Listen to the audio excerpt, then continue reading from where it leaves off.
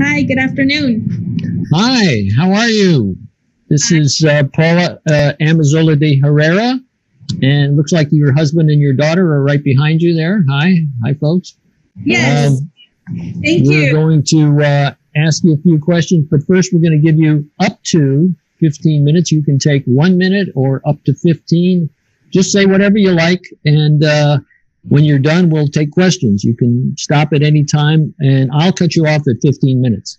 Great, So thank you. this is Paula Amezola de Herrera, and we have right now 65 people here. So go ahead. Thank you for the opportunity to introduce myself and my family. I'm grateful to be here sharing space with you. I especially like to thank the Culver City Democratic Club for coordinating this event and inviting me to discuss my priority areas. Now, my name is Paula Amezola de Herrera, as it was mentioned, and let me introduce my family. My son is not with us. He is a rising senior in college, and he is away in upstate New York. However, let me give you my husband and my daughter to introduce themselves. Hi, everyone. I'm Will Herrera, and I've been married to this amazing woman for over 20 years. And as a 20-year public school educator here in Los Angeles, I'm her #1 supporter for the CCUSD board. I stand behind her progressive agenda for all Culver City students. And this is our daughter, Maya. Hi, everyone. My name is Maya Herrera, and I am a junior at Culver City High School. And I've pretty much been in Culver City schools for as long as I can remember. I'm pretty sure it's preschool, if I'm not wrong. But yeah, thank you all for taking the time to get to know my mom and her platform. So thank you all. Good luck, Mom. Thank you. Let me begin by saying that I am bilingual, I'm bicultural, and I'm running for school board because I believe it's the right time to do this. I'm a first generation college student. I was born in this country. I'm also a first generation born in this country whose parents immigrated into the US in the 1970s to find a better life in the US. It was difficult for them to make a living because they had very little education. My mom only went to 3rd grade, and because of these limited opportunities, we moved back and forth between the US and Mexico as a child. This experience has made me bilingual and bicultural, and I think one of the most important things, it has made me resilient. I want to acknowledge my parents, Eva and Salvador Amezola, who tried their best to give us a better life. Without them, I would not be here with you. I grew up in Uruapan, Mexico, which I just found out is one of our Culver City's first sister cities. And I have lived in both of these sister cities in 2 different countries. And my heart gets filled with joy and a sense of belonging every time I see the street signs in front of our city hall showing me that I'm only 1,421 miles from Uruapan, Mexico, where I spent my early childhood, and I still have family there. Going back to my story, my migration back and forth is one of the reasons I was placed in ESL classes, which today are called English learner classes. Being an English learner has been one of my life struggles. And this is also a reason I went into science, because we didn't have to write essays. Back then, some might say that I would prefer to do a calculus problem or a chemistry problem anytime over writing an essay. My editors can confirm that for me. I received a BS in genetics from UC Davis, which at the at was the closest UC to my Central Valley home. And then I continued on my studies at the University of at UCLA, where I received my Master's of Public Health. And today I work at the University of Southern California as the career advisor for grad students in public health, where I help these students find their passion in public health. As you can imagine, and as you can tell from my story, I had to overcome many barriers: language barriers, financial barriers, unstable housing, limited educational opportunities. And these experiences make me determined to help all children in our school district, regardless of their barriers. We all have different struggles. And I want to shift our students' perception of their struggles from deficiency to resiliency strengths. Because these struggles are opportunities. They're opportunities for us to learn from losses, to build assets, to persevere through obstacles. I know this from personal experience, and I know that these are my strengths. The reason I'm running for school board is because I want all CCUSD students, despite their struggles that they might be facing, to be prepared for life, for college, and a career. I'm running for school board to be the voice for the voiceless, to make school more relevant for all students, to advocate for the funding needed to keep our schools safe during a crisis such as the coronavirus pandemic, and to fight for all students, and especially our most vulnerable, who right now currently might be living the most severe struggles of their life. Let me talk to you briefly about how I plan to do this. Let me transition to my priority areas. I have 3 priority areas that I want to focus on, and that is equitable education, health and wellness, and housing stabilization. I am looking forward, let me start with equitable education, because I am looking forward to working with all our 11 schools and together strengthen our community of learning for all. First, I'm in support of ethnic studies for California schools, AB 331, which will be California's first state to mandate ethnic studies as a high school graduation requirement. Education research shows that ethnic studies strengthens underperforming educational outcomes. It helps bridge gaps between different cultures and leads to students with more global accepting perspectives. You can see my website for the research being conducted at Stanford University. As a board member, I plan to lead an initiative to grow an ethnic studies program across the district, building an already extremely successful Spanish and Japanese immersion program. My family my children have went through El Marino Elementary, and I currently have a nephew through La Bayona Spanish immersion program too. The second equitable education that I would like to talk to you today is about equitable budgets.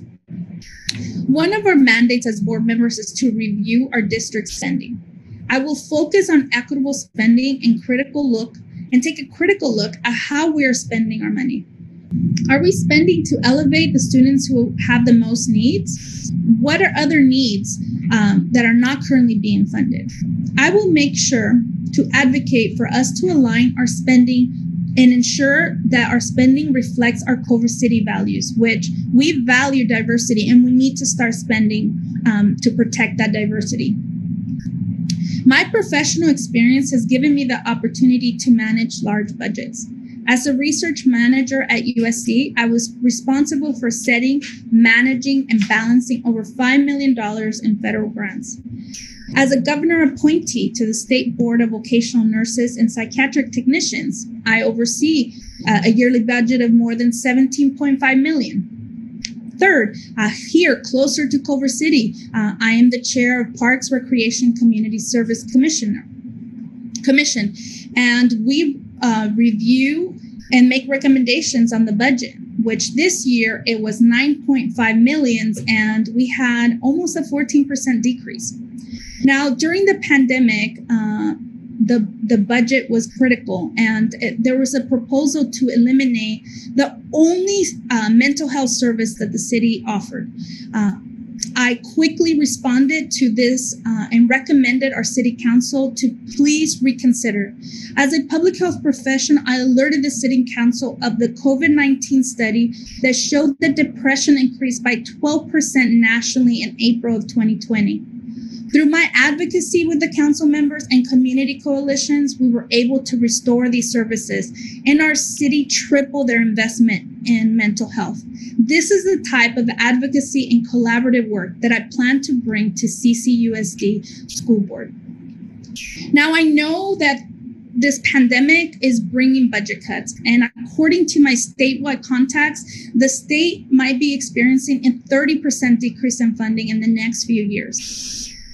Historically, fiscal responsibility during budget crisis has led to a decrease in funding of services for the most underserved.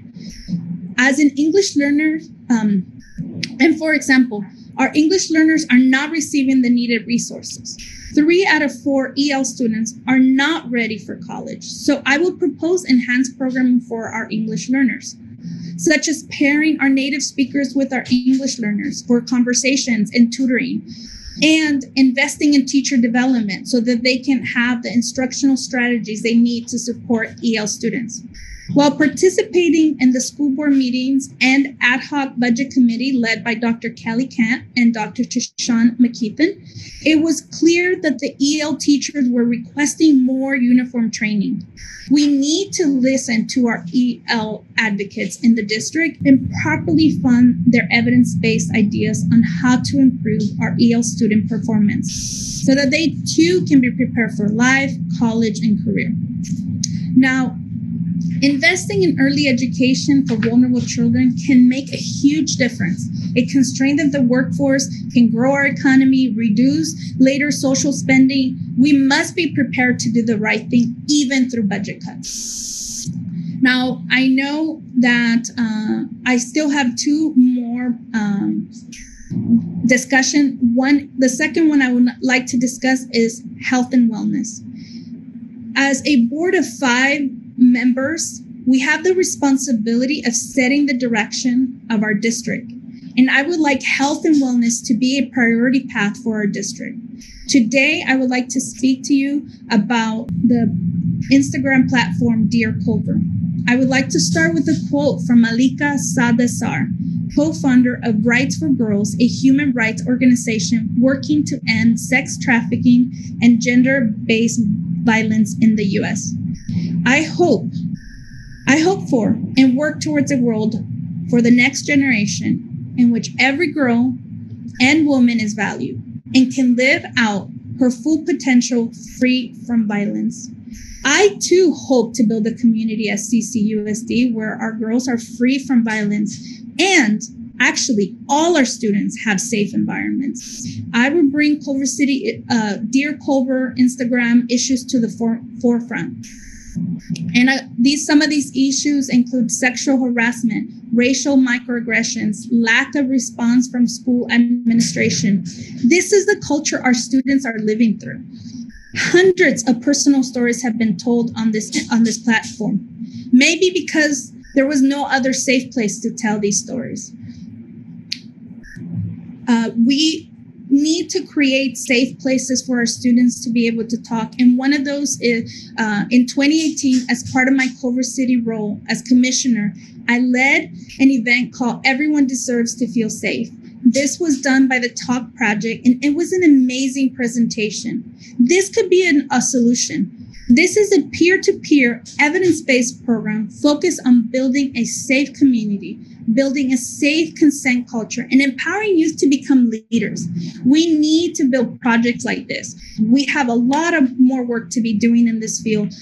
We need more counselors too, so that students have an opportunity to build relationships with their counselors. We currently at the school district, we have a high ratio of student to counselor, and administration needs to use these counselors for discipline and administrative duties. I propose that we need to, we have choices. We have a choice to relocate school budgets to hire more counselors and mental health staff, or we have the choice to bring, to think innovative and bring partnerships to our school district so that we can continue building on projects such as the Talk Project. I want to say that my mental health, my health and wellness platform priority is not just based on the Instagram platform. It's also based on data. In a survey done between 2015 and 2017, 14% of our ninth graders seriously consider attempting suicide. In that same year, 33% of our 11th graders had depression-related feelings. If elected, I will make it a priority to bring in additional health and wellness support staff so that our students have someone to talk to and have safe places. And I think that's time. Yeah, I was just going to call time. We started a little late, so we're ending a little late. I want to ask you a couple of questions here. Sure. One of them is if you support one of the two people running for for LA County Board of Supervisors in District 2, namely Herb Wesson or Holly Mitchell, which one do you support? Holly Mitchell. Holly Mitchell, okay. She has been advocate for our city. My daughter went to an event where she was a keynote speaker, and it's absolutely Holly Mitchell without thinking it twice. With which of the candidates that are running against you for these two seats, the other 5 candidates, do you most align, and why? I believe Dr. Kelly Kent and I have similar values when it comes to housing stabilization and diversity and equity in our school district. And I know this because she invited me to participate in a ad hoc budget subcommittee. So, okay. Dr. Kelly Kent. Dr. Kelly Kent, very good. And have you sought the endorsement? Now, this is a kind of an involved question here.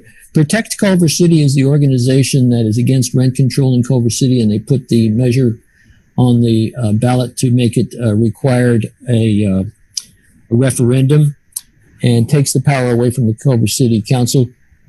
Have you sought the endorsement of Protect Culver City or the Culver City Police Officers Association? Have you accepted donations from either of those groups or from any of the officers or board members of those two groups? Or have you actually been endorsed by either of those two groups?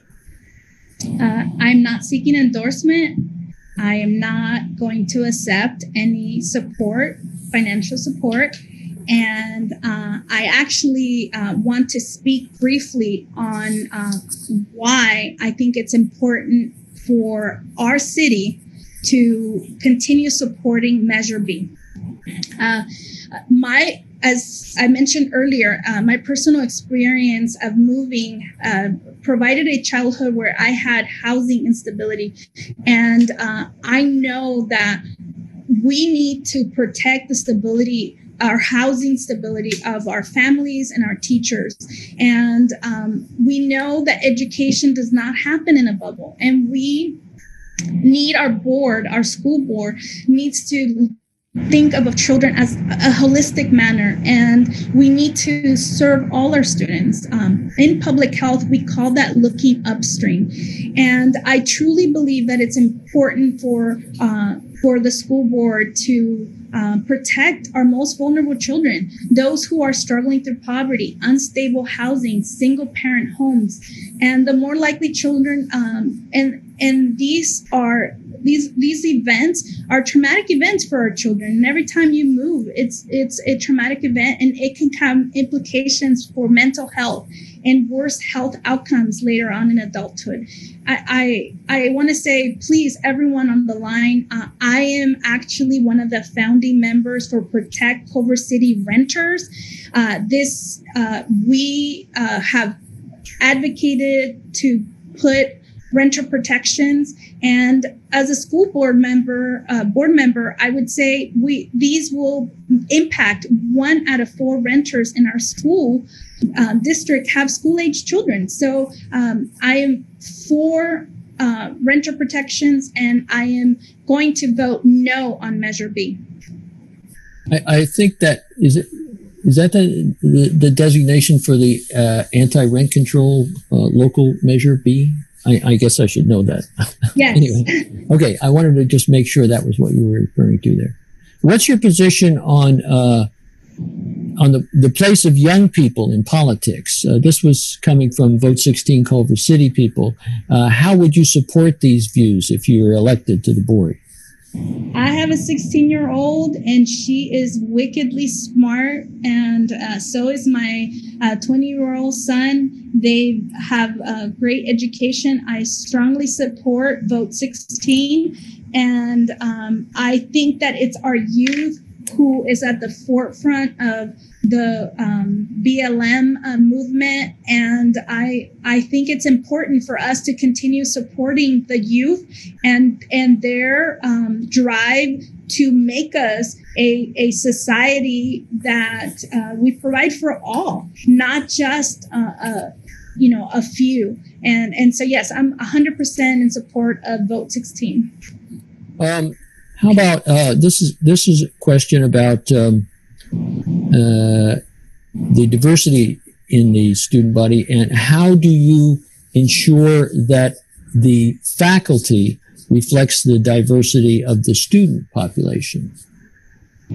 Well, one of the priority areas for me is stabilization of housing. I believe strongly that if we implement strong housing stabilization measures, such as protecting our renters and such as collaborating with our city so that we build affordable housing, that it's going to be easier for our teachers and our staff to come to our city and to also stay in our city. My children have been through this district, and they've lost. Actually, my children have lost great teachers that have moved away because they can't afford the rent here. And so I think my platform is combine the ethnic studies. If we build ethnic studies, we need to bring teachers to teach teachers from diverse backgrounds to teach the ethnic studies, and we need the housing so that the teachers can afford to come and live here. And so this is why it's so important for us to couple these two priority areas for our school district. Okay. If you have, say, a math or social science class, what's an adequate class size in your opinion? And what can a school board member do to keep the class size at that amount? Well, I do have a 20-year experience educator in my household, and oftentimes we talk about having class sizes be at 15.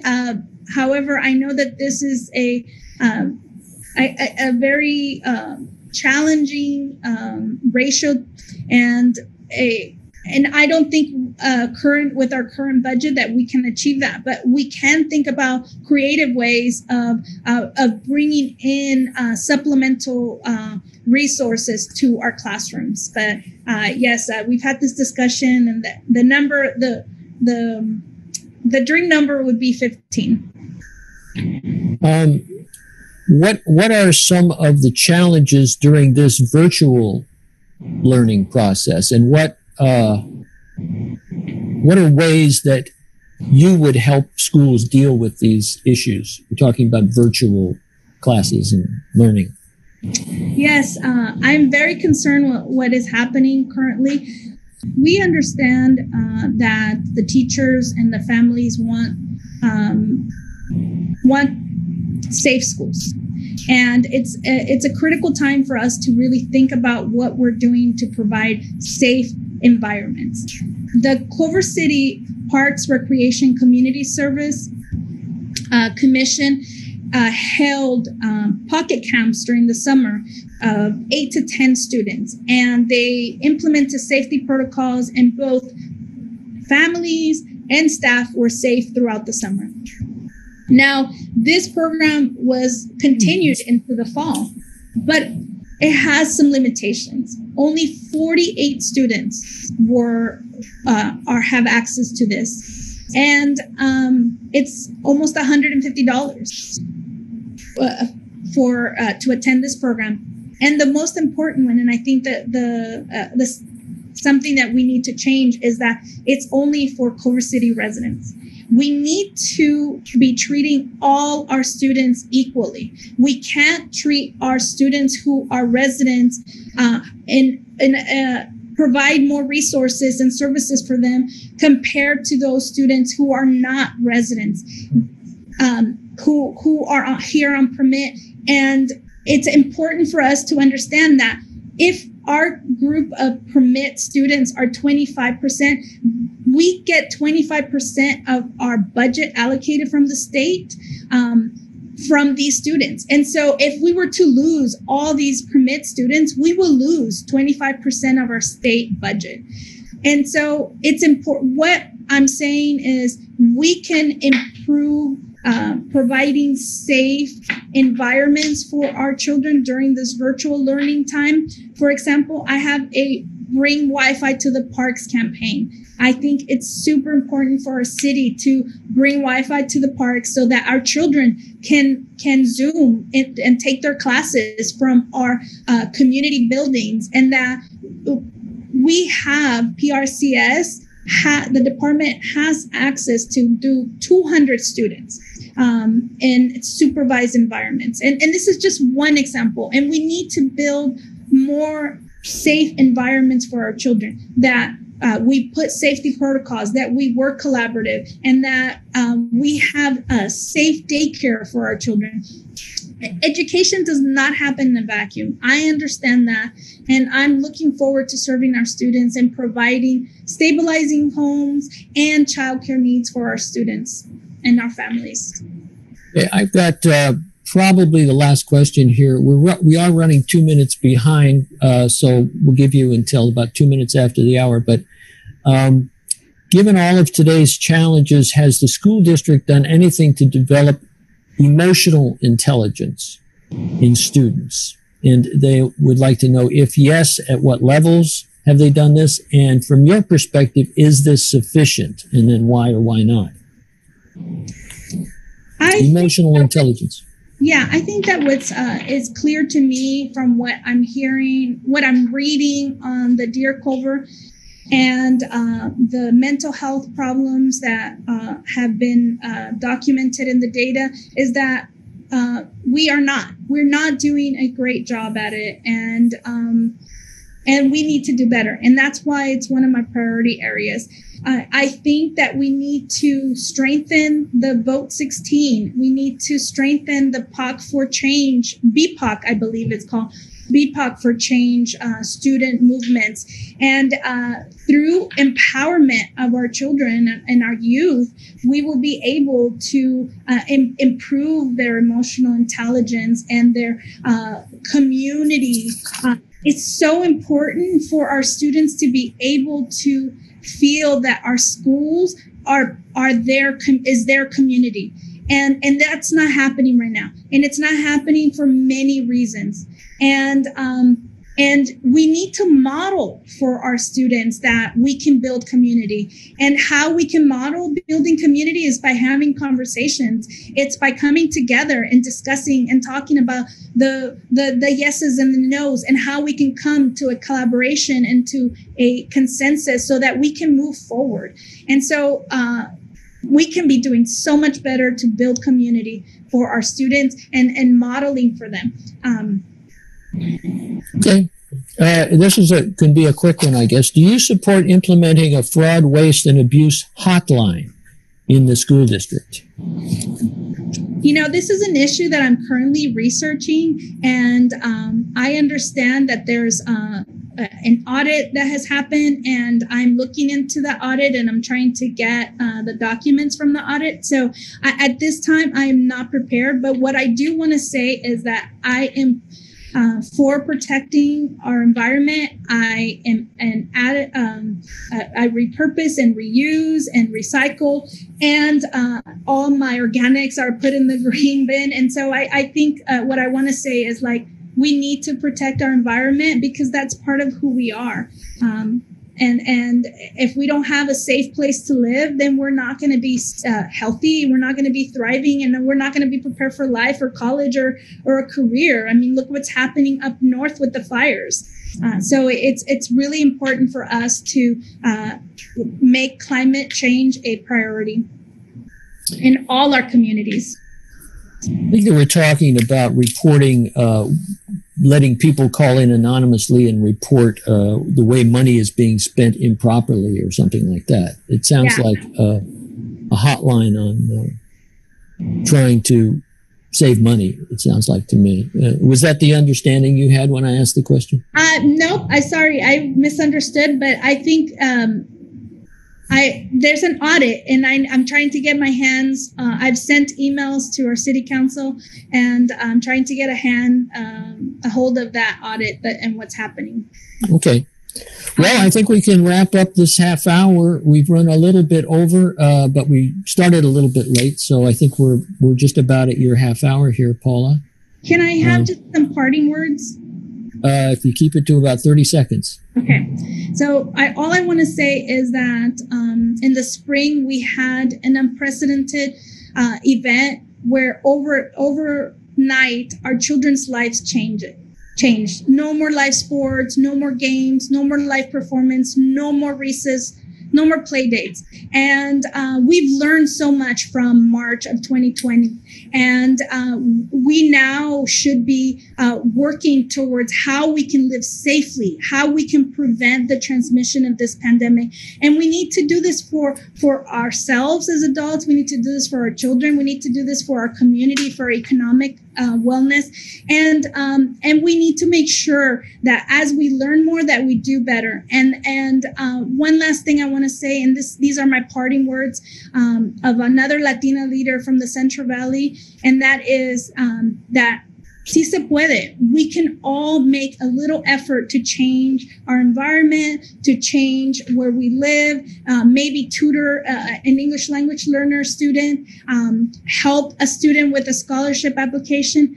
Please, everyone, do your part. And if you like what I talked about here today, please vote for me on November 3rd.